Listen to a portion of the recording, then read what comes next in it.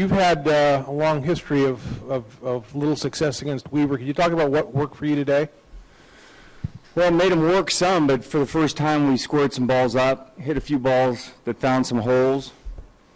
But he's always difficult. You never know what he's going to throw. I mean, he's as unpredictable as any pitcher in the league. He'll throw more fastballs when you're looking breaking ball and 1-2 counts and 2-1 counts and 2-0 counts. He's throwing changeups, so it's just tough to think along with him. And he's deceptive. He throws across his body. That was a good game for us against him. How do you reflect on this homestand in general against two pretty high-profile opponents? Yeah, I mean, we'll take a sweep. I think it's the first time we swept the Angels here in quite some time, so we'll take that. And then, get an off day and move on to New York. So all in all, good trip. I mean, a good homestand. Talk about Sonny's day today and what he gave you. Yeah, I mean, you always feel good when he takes the mound. They did nick him up a little bit at the end. But even when you get guys on base and you score some runs, he always seems a way to limit the damage. He never really gives up that big inning. So, we have a 4-run lead, and he limits it to 2 and then goes back out there next inning and always looks like he has his best stuff. So he's a pretty tough competitor. This series particularly, could you guys have played much better than you did in the 3 games?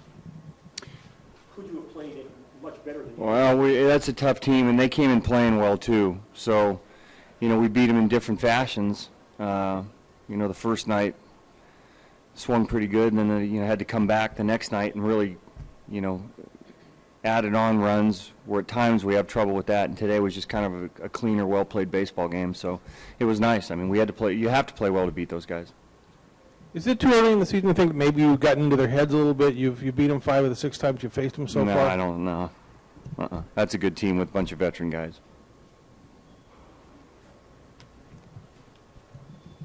Bob, going to a road trip, are you a big believer in momentum and the fact that your team's playing well, that carries over, or you think more in terms of whoever started that night? I like to think so, but a lot of times an off day can either, work for or against you. We were playing pretty well before we got into Toronto, too. We catch a hot team that swept us. So, it's nice to think that you can get some carryover from that, but I think we're best about just kind of individualizing the day, not worry about what happened the day before, and give our total effort on a particular day. I think that's more our philosophy.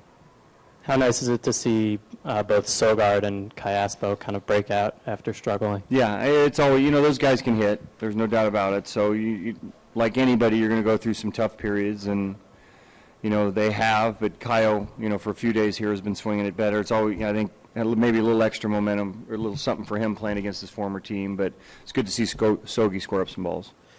Bob, could you describe the kind of pitcher Sonny is? Is he a power pitcher? What is he?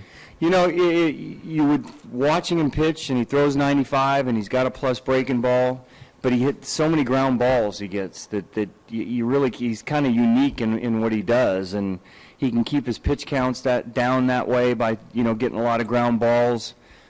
His stuff is power stuff, but he somehow finds a way to keep the pitch count down by the amount of ground balls he gets.